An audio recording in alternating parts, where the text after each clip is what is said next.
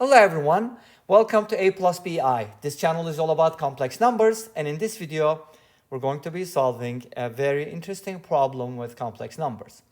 I got this problem from a book on complex analysis, but I don't remember the name of the book. If I find it, I'll try to share with you, but chances are I'm not going to be able to find it because I have to look into every single book. But anyways, I have a lot of books. So we have this interesting problem. Maybe one of you knows where this problem comes from. Please enlighten us.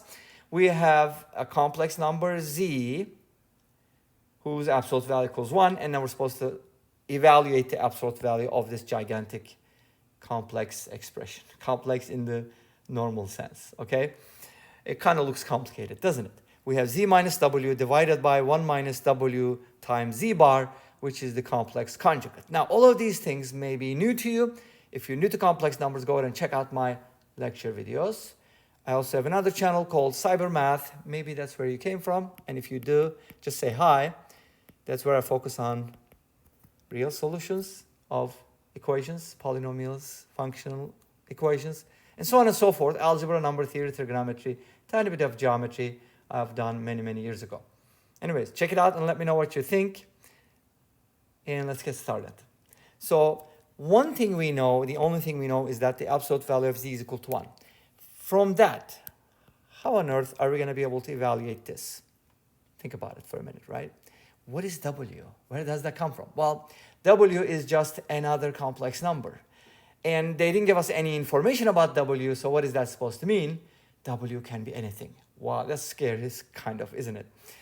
Well, good and bad. If you really think that, okay, this is going to be a bad thing, then yeah, this may be a bad thing.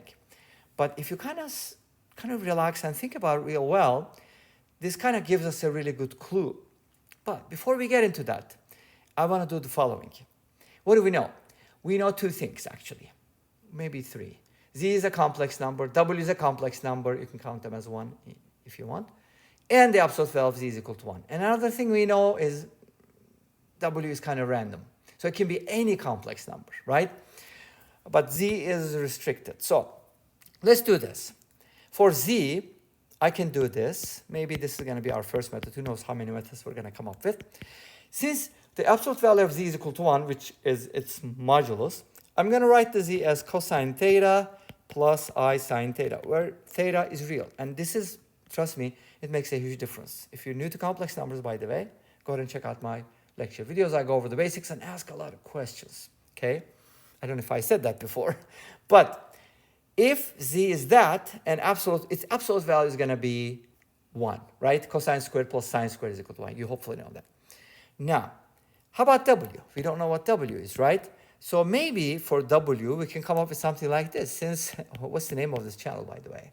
Did you know that? A plus bi. Exactly, that's what it is. That's how you read it, right? So a plus bi, unfortunately, YouTube doesn't allow me to come up with a username or handle like this. That's why I had to go with a plus bi. Hopefully good enough, right? All right, anyways. So making these assumptions, which are valid, right? We can go ahead and plug everything in and see what happens. Hopefully this is going to help us. So the absolute value of z minus w divided by 1 minus w times z bar.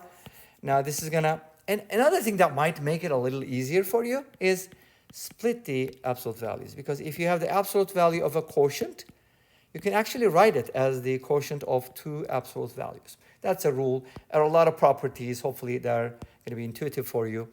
But this is just one of them. Addition doesn't work, subtraction doesn't work, but multiplication and division works with absolute value, just like normal real numbers. Okay, what is z minus w? Cosine theta plus I sine theta. This is z minus a minus bi. I got to negate, right, both of them, and take the separate absolute value. 1 minus w, w is going to be a plus bi. And as you know, the complex conjugate of cosine theta plus I sine theta, you just negate the imaginary part. Cosine theta minus, and we're doing the right thing, right? Yeah. Cosine theta minus I sine theta. And again, we're going to take the absolute value, and then hopefully we'll go from this to somewhere. Who knows? Now let's go ahead and put the real parts. By the way, this assumption is very important. Theta is real. So cosine theta and sine theta are also real, which means we can put together the real parts like this. And for the imaginary parts, we can kind of factor out like this, right? That's the coefficient of I. And by the way, a plus bi can also be written as a plus ib, but I don't think it's very interesting. I don't know. People write it as a plus bi usually. And in this case, we kind of need to distribute. By the way, that is, I forgot to put the extra, sorry about that. This is 1, kind of write it like this maybe, so we're not confused. That's the absolute value bar. So I kind of need to make it bigger. There's no minus sign that starts it. It's just like 1, maybe write it like that, minus. Now we're going to have to distribute this. Okay, let's do that. A cosine theta minus, and I'm not negating it, ai sine theta, and then bi times cosine, bi cosine theta. We're going to take care of the i's later. And this is going to give us I squared. Oopsies, I forgot to say that. I always forget to say that. I squared is negative 1 because I is the square root of negative 1, which means negative I squared is equal to positive 1. So when you multiply these two things, you get a negative I squared, which is going to give you a positive 1. So the answer is going to be b sine theta, which is actually a real number. Okay? So close the absolute value, and you should be good to go. Now we have, again, this. I'm just going to write it until I'm ready to take the absolute values. I don't want to do partially, half and half, okay, like this.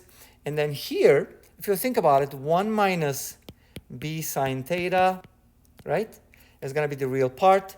And the imaginary part is going to be positive and negative, so it's going to be like a sine theta minus b cosine theta. That's going to be the coefficient of I. So I can kind of put it like this, and then put the absolute value. Again, this is 1, and go like this. Okay, that makes sense? Hopefully.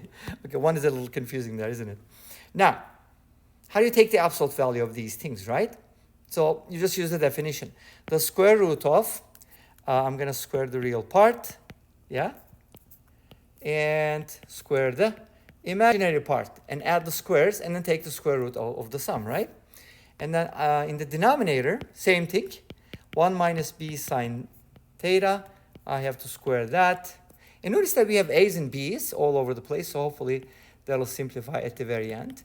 And then I'm going to take this, if I didn't make any mistakes, which is very likely, by the way, and like that. Okay? All right, cool. That doesn't look like a straight line, but you get the idea. Now, we're going to go ahead and expand it, and when we do, it's kind of like hell breaking loose. See what happens.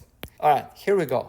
Cosine squared theta, these are all real, by the way, plus a squared, minus 2a cosine theta, great.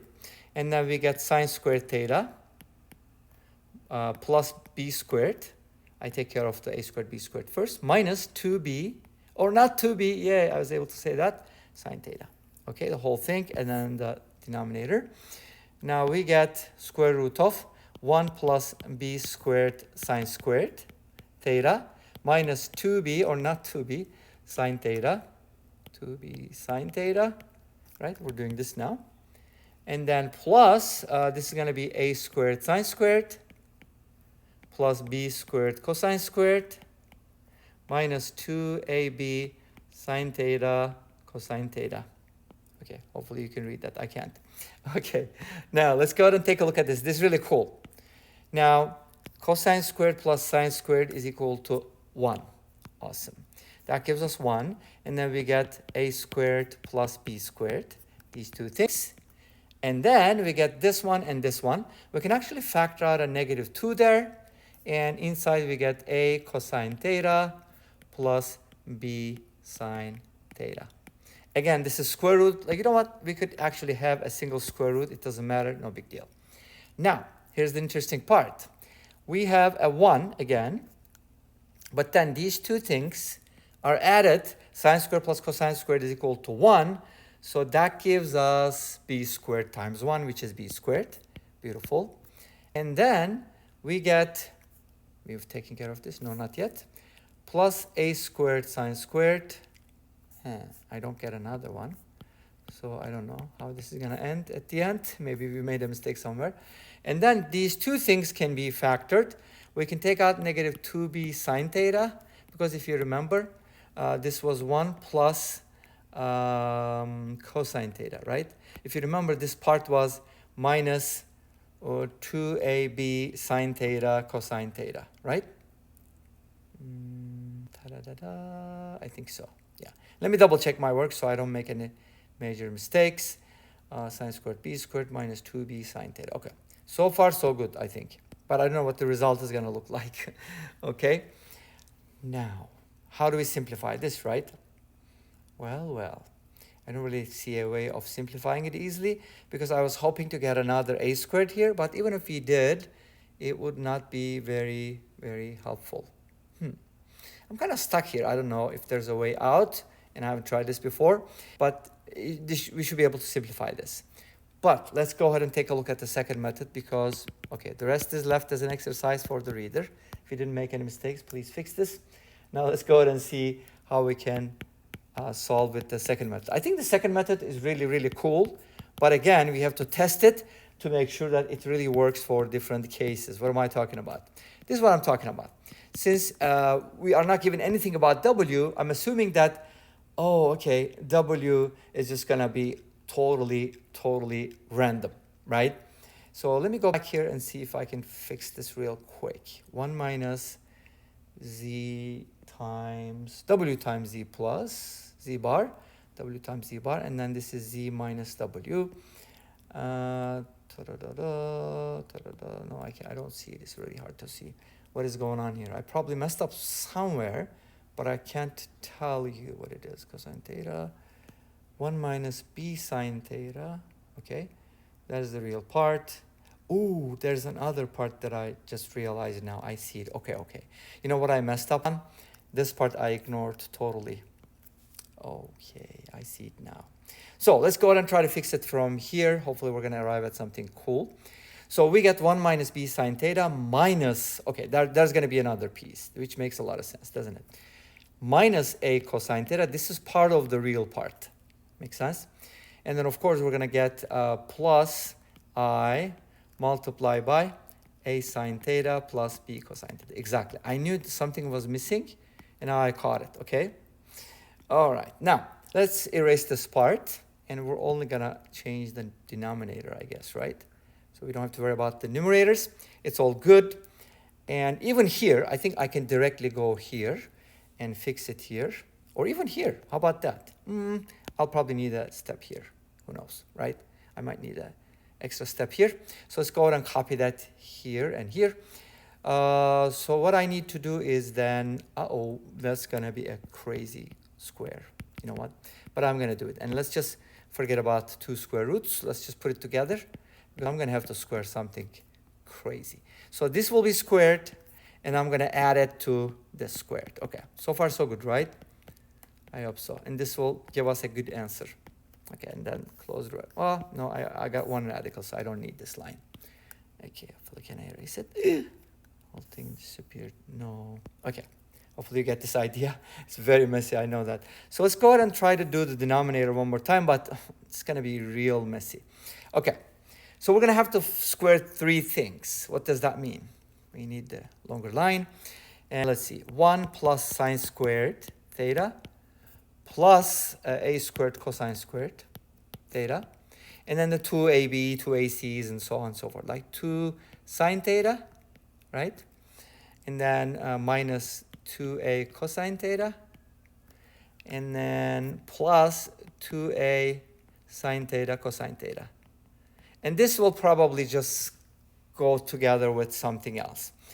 And then from here, we get plus a squared sine squared theta plus b squared cosine squared theta plus 2ab sine theta cosine theta. And guess what? These two actually work well together.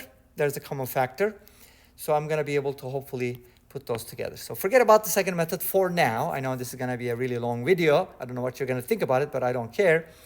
We're going to simplify this. And let me go ahead and focus on the denominator only because I can always go back and copy the numerator. So I don't have to keep writing the same thing, okay? So here's the thing. I have 1. This is the denominator. Let's call that D. I'm working on D now, okay? So this whole thing. 1 plus. I have a sine squared. Where's my cosine squared? That's not good. I don't have a cosine squared. Okay, so I'm just going to have to keep it, I guess. Well, actually, I can kind of put these, let's see. You know what? This is still going to be very messy. Oh, no. These two I can put together. Okay, great. So this is going to give me a squared. So 1 plus sine squared plus a squared. Okay, I've taken care of these things. And then, b squared cosine theta. I don't know what am I going to do with this, right? B squared cosine squared theta. Okay, this is done. This is done. Minus 2 sine theta minus 2a cosine theta. And then plus this and this. And then we can factor out 2a sine theta, cosine theta. It's going to be 1 plus b. Not sure how this is going to work out. Again, this is messy. But let's look at the denominator, numerator. I get 1 plus, I seriously don't know. This is going to be super duper messy. So let's continue with the second method. Hopefully someone can help us with this. Okay, so start over with the first givens. Absolute value of z is equal to 1, and we're supposed to simplify this. Okay, maybe the problem is not correctly formed. That could be an issue. I don't know. We'll find out. Okay, so this is what we're supposed to find. Since w is random, why not assume some values for w? And the easiest one would be w equals 0, don't you think? Okay, let's do that. So this is going to give us absolute value of z divided by 1. And that's equal to absolute value of z, which is 1. So if w is 0, the answer is 1. Again, this is the answer we're looking for, okay? Great. Let's go ahead and try with something else. How about w equals 1? Again, don't use real values because it makes it a little easier, I think. So we get the absolute value of z minus 1 divided by 1 minus, since w is 1 minus z bar. Okay, what is that supposed to mean? Again, going off of the cosine sine thingy, this is going to be cosine theta minus 1.